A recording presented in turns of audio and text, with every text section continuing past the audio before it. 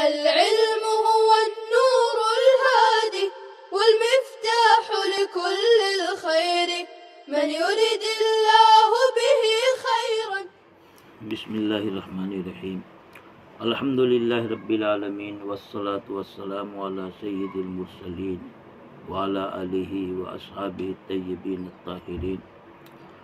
وبہ قال حدثنا نصر بن علی الجہضمی ابو عمرو انبانا نوح بن قیس عن خالد بن قیس عن قتادہ عن انس ان النبی صلی اللہ علیہ وسلم كتب الى کسرى وقیصر والنجاشی فقیل له انہم لا يقبلون کتابا الا بخاتم فصاغ رسول اللہ صلی اللہ علیہ وسلم خاتما حلقته فضة ونقش فيه محمد رسول اللہ صلی اللہ علیہ وسلم یا ونقش فيه محمد رسول اللہ.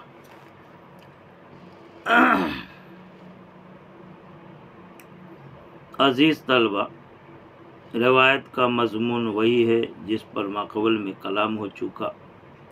حضرت انس بن مالک فرماتے ہیں کہ آپ صلی اللہ علیہ وسلم نے کسریٰ قیصر نجاشی کو خط لکھا، یعنی انہیں دعوت اسلام پر مشتمل خطوط بھیجنے کا ارادہ کیا. فقیل لہ، تو ان سے کہا گیا، یعنی صحابہ کرام نے، دوسرے لوگوں نے حضور سے عرض کیا کہ انہم لا یقبلون کتابا، کہ یہ لوگ عجمی کے جو بادشاہ ہیں، عجمی بادشاہ، یہ کوئی خط قبول نہیں کرتے مگر مہر شدہ، الا بخاتم، مگر مہر کے ذریعے، بغیر مہر کا کوئی خط قبول نہیں کرتے. فصاغ رسول اللہ خاتمہ، تو آپ صلی اللہ علیہ وسلم نے ایک انگوٹھی ڈھالی یعنی بنوائی، حلقۃ و فضہ، جس کا حلقہ یعنی دائرہ جو انگلی پھنساتے، رنگ چاندی کا، اور اس میں محمد رسول اللہ یہ نقش کیا ہوا تھا، منقوش تھا یہ محمد رسول اللہ. کسریٰ قیصر نجاشی، فارس کے بادشاہ کا لقب کسریٰ اور روم کے بادشاہ کا لقب قیصر اور حبشہ کے بادشاہ کا لقب نجاشی ہے. فارس کے بادشاہ کسریٰ کے پاس حضور نے جو خط روانہ فرمایا تھا، وہ خط لے کر حضرت عبداللہ ابن حذافہ سہمی گئے تھے. ان کے ہاتھ سے یہ خط حضور نے روانہ فرمایا. کسریٰ بادشاہ نے آپ کے مبارک خط کو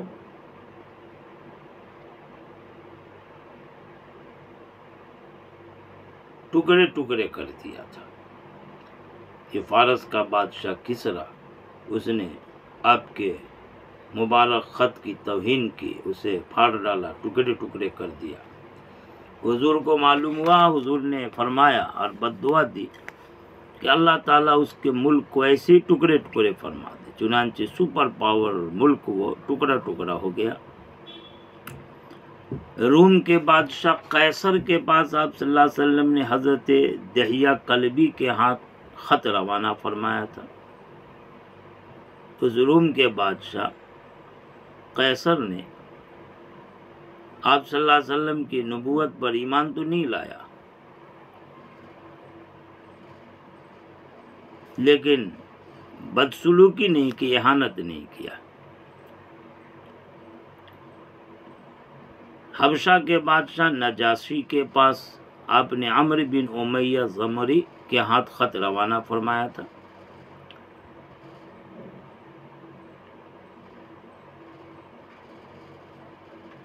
بہرحال یہ مختلف خطوط تھے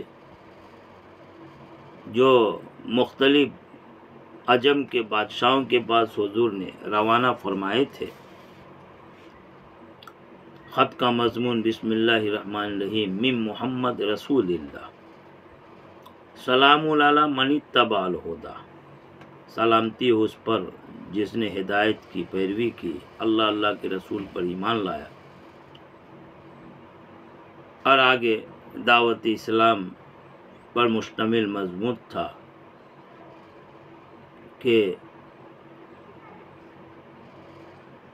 جس نے تنہا اللہ کو معبود مانا، اس کے ساتھ کسی کو شریک نہیں ٹھہرایا، محمد کو اللہ کا بندہ رسول مانا،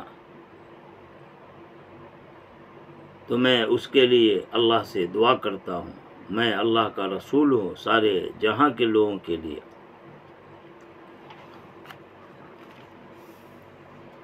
بہرحال اصل مضمون انگوٹھی سے متعلق ہے، جس کا ذکر آیا کہ آپ صلی اللہ علیہ وسلم نے ایک انگوٹھی بنوائی، جس انگوٹھی کا حلقہ دائرہ چاندی کا، اور اس میں محمد الرسول اللہ، یہ 3 لفظ جو تھے محمد رسول اللہ، یہ منقوش تھے، نقش کیے ہوئے تھے، کندہ کیے ہوئے۔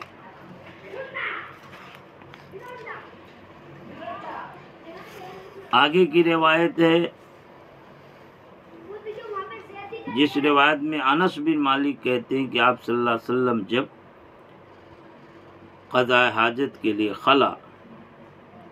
خالی جگہ بیت الخلا وغیرہ میں داخل ہوتے، نزع خاتم ہو تو اپنی انگوٹھی کو اتار دیتے تھے، ہاتھ سے انگلی سے نکال دیتے تھے، چونکہ اس انگوٹھی میں متبرک الفاظ کندہ تھے، اللہ کا مبارک نام، آپ صلی اللہ علیہ وسلم کا مبارک نام محمد الرسول اللہ، جو دراصل قرآن کا ایک جملہ بھی، لہذا ادب کی خاطر آپ بیت الخلا جانے سے پہلے اسے اتار دیتے تھے، احترام، نام کی عظمت پیش نظر ہوتی تھی۔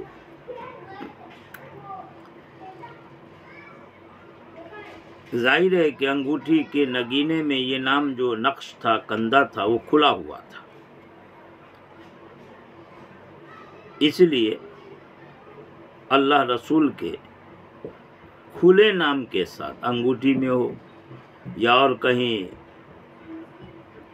کاغذ وغیرہ میں ہو، اور اس کو کھلے طور پر بیت الخلا وغیرہ میں لے جانا مکروہ ہے، مگر اگر بند ہو، جیسے تعویذ وغیرہ پہنے، اس میں قرآن کی آیت ہو، اللہ رسول کا نام ہو، یا اور جنتری وغیرہ ہو، یا اور کوئی کاغذ وغیرہ جس میں اللہ کا رسول کا نام ہو اور بند ہے وہ، اس کو لے جانے بے ادبی نہیں ہے تو کوئی حرج نہیں ہے، لیکن پھر بھی ادب کا تقاضا ہے کہ جہاں تک ہو سکے اسے باہر نکال دیں۔ کھلے نام کے ساتھ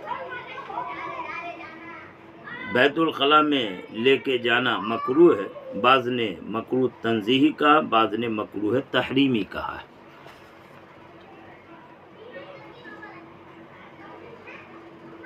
آگے کی روایت ہے،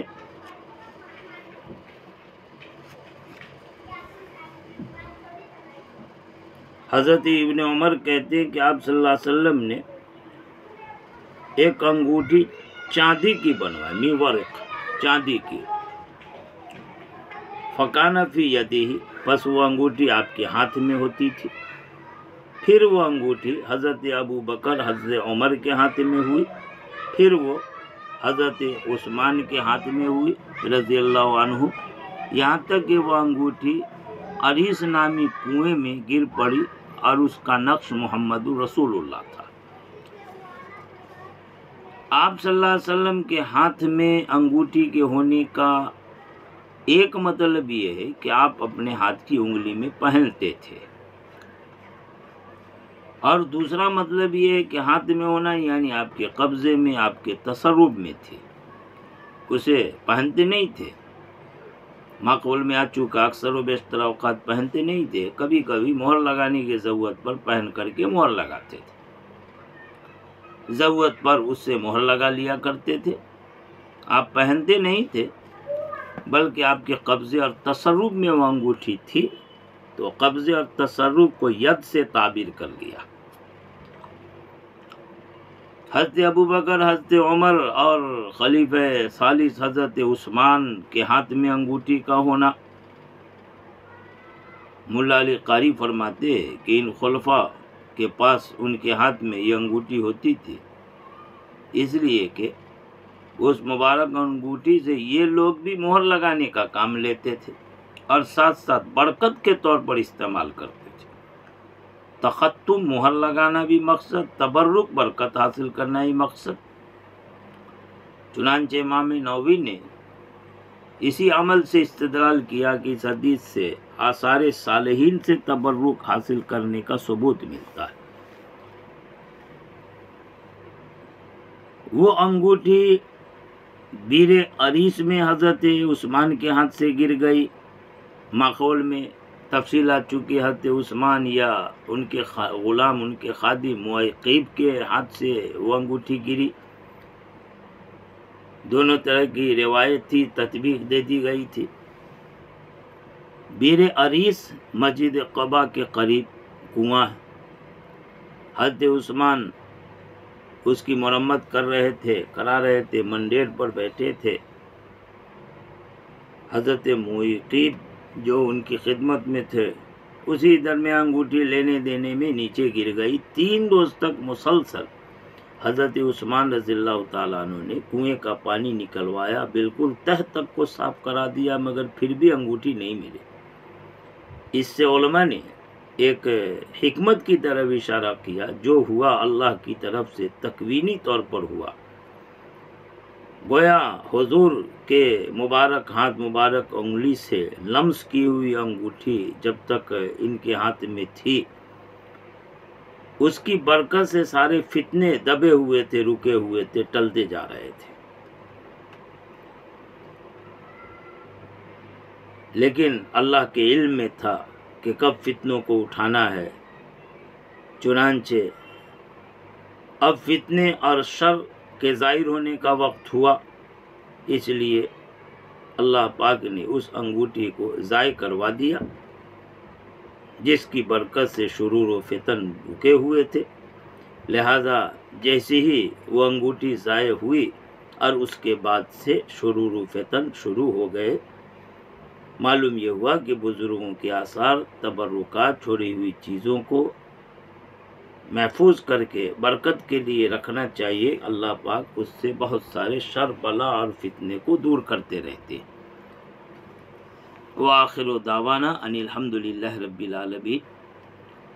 باب مکمل ہو گیا، آگے دوسرا باب شروع ہوگا انشاءاللہ تعالی۔ وآخر دعوانا ان الحمدللہ رب العالمین۔ السلام عليكم، لا تنسوا الاعجاب بالفيديو والاشتراك في القناة تشجيعا لنا لنستمر بنشر المزيد ان شاء الله.